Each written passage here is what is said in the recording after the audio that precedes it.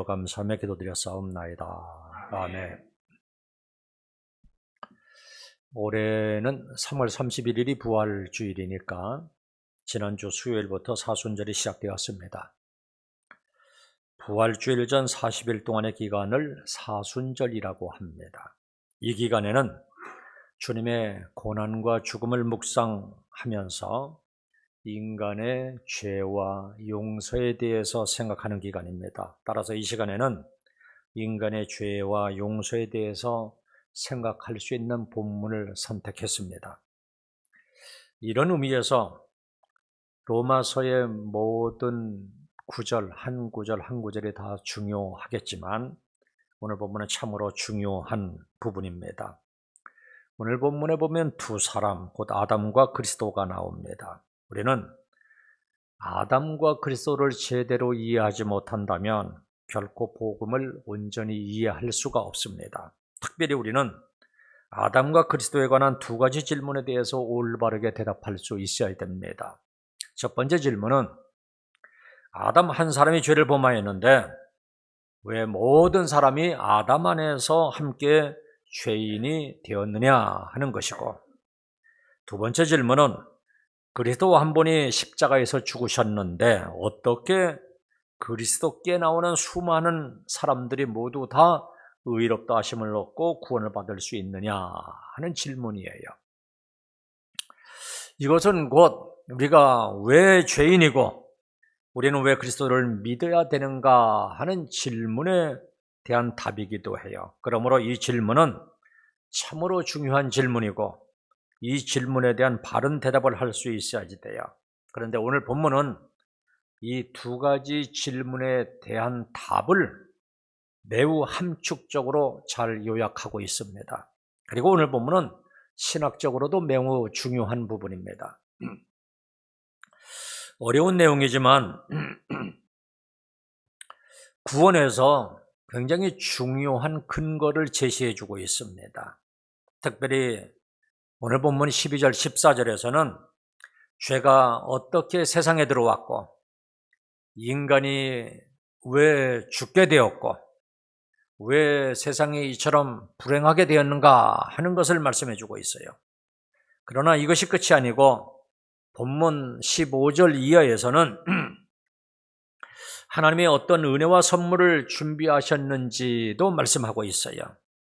하나님이 사람의 죄의 문제를 어떻게 해결하시고 어떻게 구원하셨는지를 말씀하고 있습니다. 이 사순절 기간에 이러한 문제에 대해서 본문을 좀 더 구체적으로 살펴볼 때 확실하게 깨닫고 구원의 확신을 갖는 저와 여러분들이 되시기를 주님의 이름으로 축원합니다. 우선 첫사람 아담에 대해서 말씀을 드리겠습니다. 12절입니다. 그러므로 한 사람으로 말미암아 죄가 세상에 들어오고 죄로 말미암아 사망이 들어왔나니 이와 같이 모든 사람이 죄를 지었으므로 사망이 모든 사람에게 이르렀느니라. 여기 한 사람은 창세기 3장에 나오는 아담을 말하는 겁니다. 여기에 보시면 아담 한 사람으로 말미암아 죄가 세상에 들어왔고 죄로 말미암아 사망이 들어왔다 말씀하고 있어요. 그런데 아담 한 사람이 죄를 지은 것을 이와 같이 모든 사람이 죄를 지었으므로 이렇게 말씀을 하고 있어요. 그러니까 아담 한 사람이 죄를 지은 것인데 모든 사람이 죄를 지은 것이라 이렇게 말씀하고 있고, 그래서 사망이 모든 사람에게 이르렀다 말씀하고 있는 거예요. 그러면 어떤 사람은 아니 아담이 죄를 지었는데 왜 나까지 죄를 짓고 나까지 죽어야 되느냐 이렇게 말씀하실 수가 있어요. 우리는 이것을 대표성의 원리라고 합니다. 내가 직접 하지 않았어도 대표성의 원리에 의해서 마치 내가 한 것과 같은 효력이 발생하는 겁니다. 본문 14절 보시면 그러므로 아담으로부터 모세까지 아담의 범죄와 같은 죄를 짓지 아니한 자들까지도 사망이 왕노릇하였나니. 보세요. 아담의 범죄와 같은 죄를 범하지 않은 사람들까지도 사망이 왕노릇했다 말씀하고 있어요. 아담이 범죄한 것인데 내가 범죄한 것이 되어서 나에게도 사망이 왕노릇한 거예요. 사람의 대표인 아담이 죄를 지었으므로 모든 사람이 죄를 지은 거예요. 예를 좀 들어보면 한일 합방을 할 때 내가 직접 하지는 않았지만 대표로 나간 사람이 조약에 사인을 했기 때문에 우리 모두가 다 그 영향 안에 들어가서 식민지 지배를 받은 거예요. 국가를 대표하는 선수가 나가서 시합에 지면 대한민국이 진 거예요. 대한민국 구성원인 내가 진 거예요. 부정하고 싶겠지만 우리는 이 원리가 작동되고 있다는 것을 인정해야 돼요. 이것을 인정하는 것은 매우 중요해요. 만약에 우리가 아담의 대표성의 원리를 인정하지 않는다면 예수 그리스도를 통한 구원의 원리도 받아들일 수 없게 돼요. 본문 14절 하반절에 보니까 아담은 오실자의 모형이라 그랬어요. 여기 오실자는 예수 그리스도를 말하는 거예요. 그러니까 아담은 예수 그리스도의 모형입니다. 예수 그리스도를 예표하는 거예요. 그러면 이렇게 생각할 수도 있습니다. 아니, 두 사람은 신분도 다르고 인류에게 전혀 다른 영향을 미쳤는데 어떻게 그리스도의 모형이 될 수가 있겠느냐. 그러나 아담이 옛 시대의 시조인 것처럼 그리스도는 새 시대의 시조가 돼요. 아담의 범죄가 모든 사람에게 영향을 미치듯이 그리스도의 의도 모든 사람에게 영향을 미치게 됩니다. 즉 아담이 범죄의 시조라면 그리스도는 의의 시조가 됩니다. 이러한 의미에서 아담은 그리스도의 모형이 되는 겁니다. 그러니까 만약에 아담의 대표의 원리를 거부하고 부정한다면 예수 그리스도를 통한 구원의 원리도 받아들일 수가 없는 거예요. 그렇다면 우리는 먼저 아담의 대표성을 인정해야지 돼요. 다시 말하면 나의 죄인됨을 인정해야지 돼요. 여기서부터 구원은 시작되는 거예요. 그래서 하나님은 우리가 죄인됨을 더 확실하게 하기 위해서 어떤 조치를 취하십니다. 그것은 바로 모세를 통해서 율법을 주는 것입니다. 그런데 좀 이상한 말씀을 해요. 보면 13절에 보시면 죄가 율법이 있기 전에도 세상에 있었으나 율법이 없었을 때는 죄를 죄로 여기지 아니하였느니라. 율법을 모세를 통해서 주었는데 그 율법이 있기 전에도 죄가 세상에 있었으나 율법이 없었을 때는 죄를 죄로 여기지 아니하였다. 이 이야기를 하는 거예요. 아니 바울이 왜 여기서 이런 이야기를 하는 것일까? 아마도 이런 의문을 가지는 사람이 있었을 거예요. 모세 율법이 있기 전까지 과연 죄가 존재했을까? 죄가 존재했다면 율법이 있기 전에는 하나님께서는 어떻게 세상을 심판하셨을까? 여기에 대한 대답이 율법이 있기 전에도 죄가 세상에 있었다는 거예요. 비록 기록된 율법으로 죄를 심판하지는 않으셨지만 인류는 모태 있을 때부터 저주 아래 있었다고 합니다. 즉 율법이 공포되지 않았을 때의 범죄자들도 결코 죄의 형벌에서 벗어날 수가 없었습니다. 이러한 사실은 본문 14절에서는 이렇게 말씀하고 있어요. 아담으로부터 모세까지 아담의 범죄와 같은 죄를 짓지 아니하는 자들까지도 사망이 왕노릇하였나니.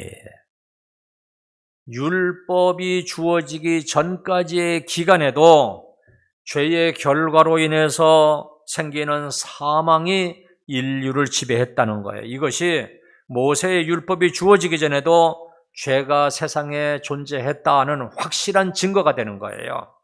이와 같은 사실은 성경에서 얼마든지 그 예를 찾아볼 수가 있습니다. 모세 율법이 적용되기 이전 시대에 가인은 동생 아벨을 죽이는 죄를 범하였고 하나님은 가인에게 형벌을 내리십니다. 창세기 4장 11절 이해합니다. 내가 땅에서 저주를 받으리니 내가 밭을 갈아도 땅이 다시는 그 효력을 내게 주지 아니할 것이요 너는 땅에서 피하며 유리하는 자가 되리라. 이처럼 율법이 주어지기 전에도 이미 죄가 세상에 있었고 그래서 하나님께서는 형벌을 내리십니다.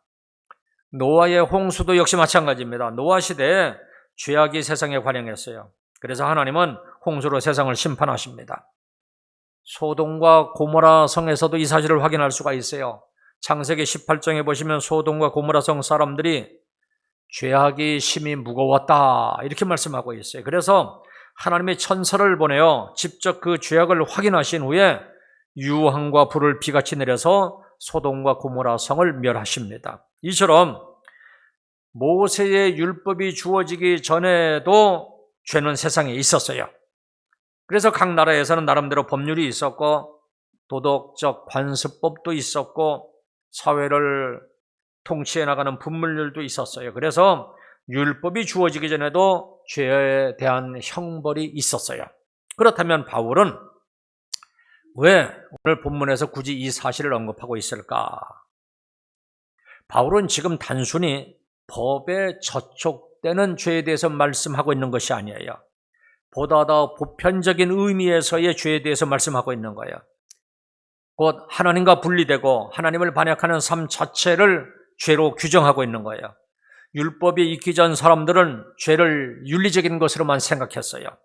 하나님과 분리되고 하나님을 반역하는 삶이 죄라고 하는 사실을 몰랐을 것이고 그런 것들은 죄로 여기지도 않았습니다. 그래서 본문에서는 율법이 없었을 때는 죄를 죄로 여기지 아니하였느니라 말씀하고 있는 거예요. 다시 말하면 율법이 주어지기 전에는 하나님 앞에서의 죄의식이 결여되어 있었다는 거예요. 이렇게 되면 사람들은 세상에 살면서 자기가 죄인인 것도 모를 것이고 구원의 필요성도 느끼지 못할 것입니다. 다시 말해서 모세의 율법이 공포됨으로 인류는 진정한 의미에서의 죄를 죄로 인식하게 되었던 거예요. 그래서 바울은 굳이 이 사실을 본문에서 언급하고 있는 거예요. 그렇다면 우리는 먼저 나의 죄인됨을 철저하게 깨닫고 고백해야 돼요.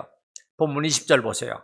율법이 들어온 것은 범죄를 더하게 하려 함이라. 그러나 죄가 더한 곳에 은혜가 더욱 넘쳤나니.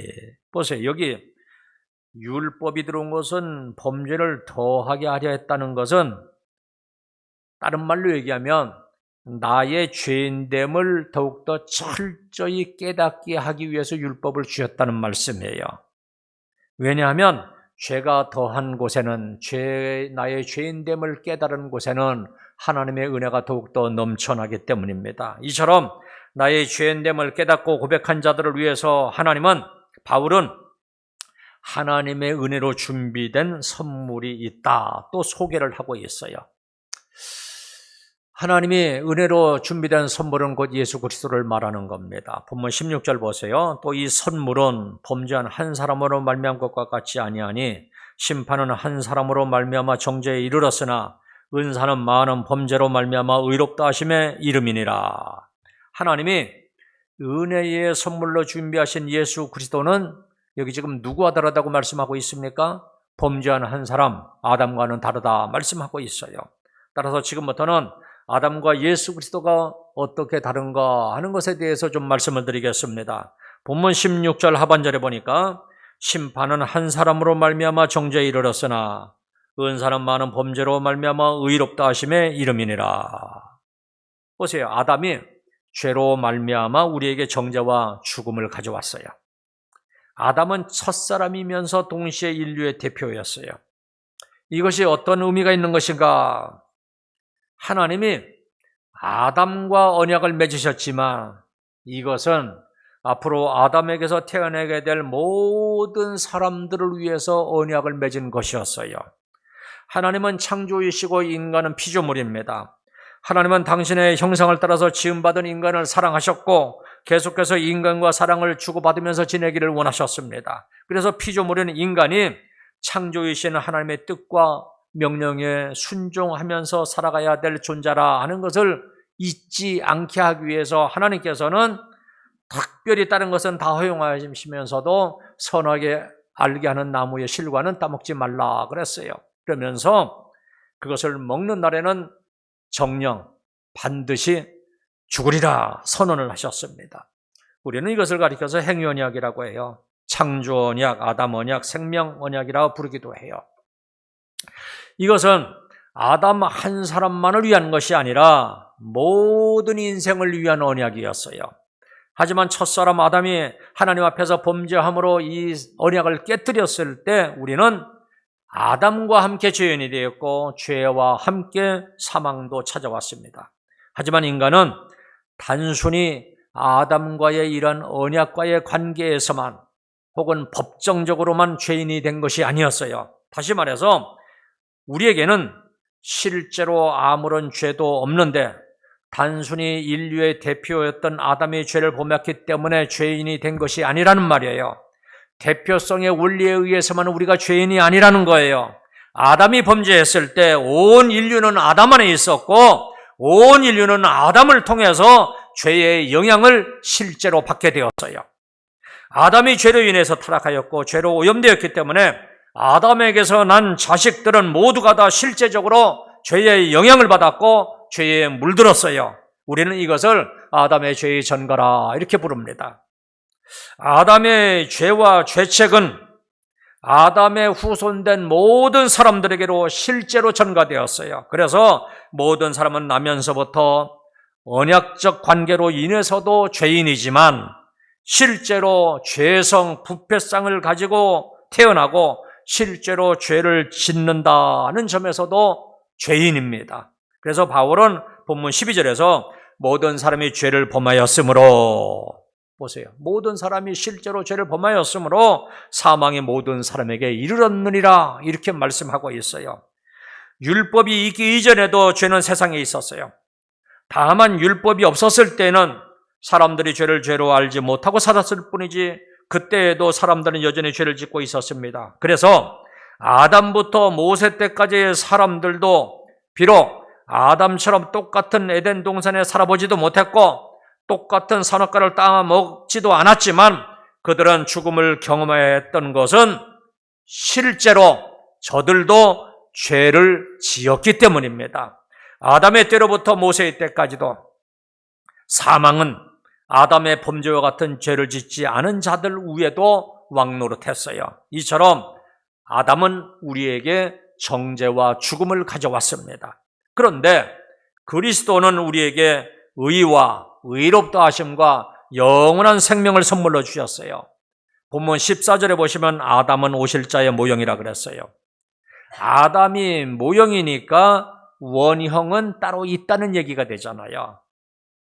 이 원형이 바로 예수 그리스도십니다. 아담은 오실자의 모형이고 그리스도는 그 원형입니다. 모형이란 원형과 닮은 점을 가지고 그 원형을 예표하는 것이지만 탁월함과 완전함에 있어서는 원형을 따라갈 수가 없어요. 아담과 그리스도는 모형과 원형의 관계로서 한 사람이 많은 사람을 대표한다는 점에서는 닮았지만 그들이 가져온 결과는 전혀 달랐습니다. 그렇다면 모형인 아담과 원형인 그리스도가 어떻게 다른지 예수님의 대표성에 대해서 좀 말씀을 드리겠습니다.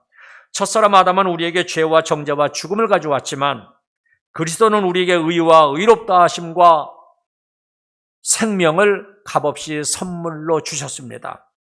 그리스도께서 가져다 주신 은사, 선물은 아담의 범죄가 가지고 온 것과 전혀 달랐어요. 본문 15절에 보시면 아담 한 사람의 범죄를 통해서는 많은 사람들이 죽었지만 예수 그리스도는 많은 사람들에게 은혜의 선물을 넘치게 했어요.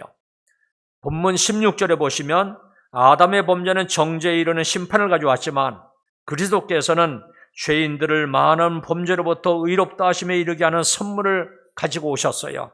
그리고 본문 17절에 보시면 아담의 범죄는 사망이 왕노릇하게 했지만 그리스도의 한 의로운 행동은 생명이 왕노릇하게 했습니다. 그리고 본문 19절에 보시면 아담의 불순종은 많은 사람이 죄인이 되게 하였고 그리스도의 순종은 많은 사람이 의인이 되게 하셨습니다. 이처럼 원형이 되시는 그리스도는 아주 탁월합니다. 그리스도의 의는 우리의 죄보다 강하고 우리의 죄를 이겼고 우리의 죄를 덮어주셨습니다. 그러므로 그리스도 안에 있는 자에게는 결코 정죄함이 없는 겁니다. 그리스도로 인하여 의인이 되었고 죽음보다 강한 생명을 선물로 얻게 되었습니다. 그래서 우리는 예수 그리스도 안에 있어야지 돼요. 이것이 하나님이 정하신 유일한 구원의 방법입니다. 어떤 일이 있어도 우리들은 예수 그리스도 안에 있어야 돼요. 이것은 그런데 자동적으로 되는 것이 아니에요. 누구든지 그리스도 안에 있기를 원한다면 예수 그리스도에 대한 복음을 들어야 하고 성령님의 도우심으로 그 복음을 이해하고 깨달아야 되고 예수님을 믿고 영접해야 돼요.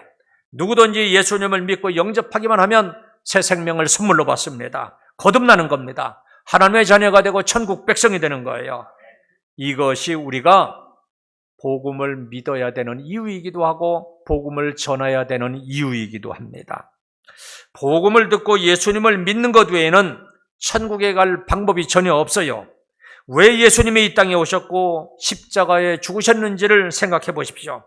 아담으로 인하여 죄로 인하여 죽었던 우리를 다시 살리기 위하여 원형이 되시는 예수님이 다시 인간으로 오셔서 우리 죄의 값을 대신 갚아주신 거예요. 그렇다면 이 자리에 계신 분들은 한 사람도 빠짐없이 예수 그리스도를 나의 구원자로 믿으시기를 주님의 이름으로 축원합니다.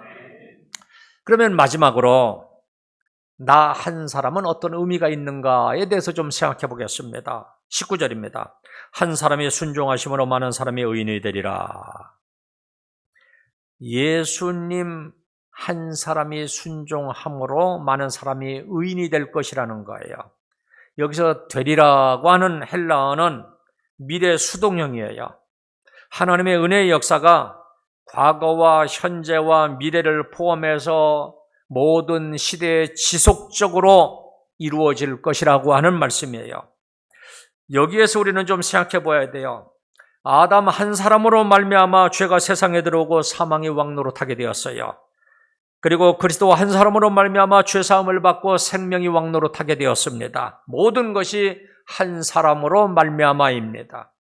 그런데 이러한 그리스도의 역사가 과거에만 있었던 것이 아니라 현재와 미래에도 계속해서 모든 시대에 지속적으로 이루어진다는 겁니다. 지금도 역시 한 사람으로 말미암아 그리스도의 사역은 지속된다는 말씀이에요. 다시 말하면 예수 그리스도를 믿고 그리스도 안에 있는 한 사람으로 말미암아 이러한 구원의 역사는 앞으로도 지속될 거리라는 거예요. 지금 이 자리에 있는 우리 중 한 사람으로 말미암아 이러한 구원의 역사가 지속적으로 일어날 것이라고 하는 말씀이에요. 물론 우리는 아담과 그리스도처럼 언약적인 대표자는 아닙니다. 하지만 우리들 한 사람 한 사람은 어떤 공동체에서 또 인류라고 하는 공동체에서 연결고리의 하나의 역할을 하고 있어요. 그래서 최소한 우리 한 사람 한 사람은 다른 사람과 연결되어 있기 때문에 불쏘시개의 역할은 적어도 할 수가 있어요. 나 한 사람이 다른 사람들과 아무런 관계가 없을 때에는 나 한 사람은 하나의 의미밖에는 없어요. 그러나 내가 타인과 연결이 되어 있을 때에는 연대적인 관계가 생겨요. 그래서 둘의 의미가 될 수도 있고 11의 기적이 일어날 수도 있는 거예요. 더구나 국가대표처럼 대표적 성격을 가질 때는 아담처럼 많은 사람들에게 불행을 가져올 수도 있고 예수님처럼 많은 사람들을 구원하여 행복하게 만들 수도 있어요. 이처럼 나 하나는 나 하나로 끝날 수도 있고 그렇지 않을 수도 있어요.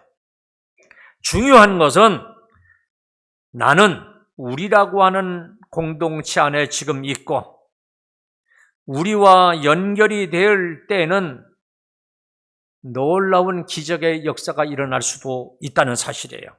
우리는 이러한 사실을 지난 코로나19를 통해서도 경험을 했습니다. 누군가 한 사람이 중국에서 발생한 그 코로나를 우리 대한민국에 가지고 들어왔기 때문에 온 국민들이 코로나로 인해서 고통을 겪어야 됐어요. 가정에서도 아무도 코로나에 걸린 사람이 없는데 한 가족 식구들이 그것을 가지고 들어오면 온 가족이 고통을 겪어야만 했어요. 이처럼 우리 한 사람 한 사람은 행복의 불쏘시개가 될 수도 있고 성령의 불의 불쏘시개가 될 수도 있고 축복의 불쏘시개가 될 수도 있어요. 이처럼 우리 공동체에서도 나 하나가 중요합니다. 나의 말 한마디가 다른 사람을 살리기도 하고 죽이기도 해요. 나의 말 한마디가 용기를 주기도 하고 좌절하게 돼요. 그러므로 나 하나는 아주 중요한 겁니다. 바울은 이 사실을 잘 알고 있었어요. 바울이 어떤 사람입니까? 신약 성경 13권이나 기록한 위대한 사도입니다. 그런데 바울이 처음부터 그렇게 위대한 사람은 아니었어요. 처음에는 매우 잔인하고 악한 사람이었어요. 스데반 집사를 처형하는 데 앞장섰던 사람이고 자진해서 예수 믿는 성도들을 잡아 죽이려는데 혈안이 되어 있던 사람입니다. 이런 바울이 부활하신 예수님을 만나고 180도 변화됩니다. 그래서 오히려 그리스도를 전하는 사도가 되어서 가는 곳마다 교회를 세우게 됩니다. 로마 교회를 비롯해서 고린도, 갈라디아, 에베소, 빌립보, 골로새서, 데살로니가 등의 교회를 세우게 됩니다. 아시아 그리고 갈라디아 지방, 데살로니가 지방으로까지 하나님 나라를 확장해 나갑니다. 그래서 초대교회의 초석을 세우는 위대한 전조자가 되었어요. 바울 한 사람으로 인해서 하나님의 나라가 온 세상에 이렇게 확장이 된 거예요. 우리나라에 처음 복음을 가지고 들어온 선교사님도 역시 마찬가지입니다. 그 사람의 수고와 헌신으로 인해서 지금은 대한민국에 이처럼 많은 사람들이 예수님을 믿고 하나님의 자녀가 되었어요. 한 사람이 이렇게 중요한 역할을 하는 거예요. 그렇다면 우리 중 한 사람도 이와 같이 중요한 거예요. 예수 그리스도를 믿고 영접한 자는 누구든지 바울과 선교사님처럼 한 사람 한 사람이 중요하게 쓰임을 받을 수가 있어요. 특별히 공동체 안에 있는 나는 나 한 사람으로 끝나지 아니하고 우리가 서로 연결되어 있고 인류와도 연계가 돼요. 그러므로 나 하나가 중요해요. 나 한 사람이 순종하는 것이 중요해요. 나 한 사람이 회개하고 변화되는 것이 중요해요. 나 한 사람이 하나님의 사람이 되는 것이 중요해요. 나 한 사람의 가치를 깨달아 알고 나 한 사람쯤이야 하면서 가볍게 생각하지 마시기를 바랍니다. 날마다 하나님의 은혜 안에 잠겨 살아서 나 한 사람으로 말미암아서 죽음의 역사가 아니라 생명의 역사가 일어나기를 바랍니다. 사랑하는 성도 여러분, 한 사람으로 말미암아 세상에 죄가 들어왔고 한 사람으로 말미암아 죄사함과 용서의 역사가 일어났습니다. 그렇다면 우리 공동체 안에서 나 한 사람의 중요성을 깨닫고 하나님 앞에서 바르게 신앙생활 하시기를 주님의 이름으로 축원합니다. 이제 기도하도록 하겠습니다.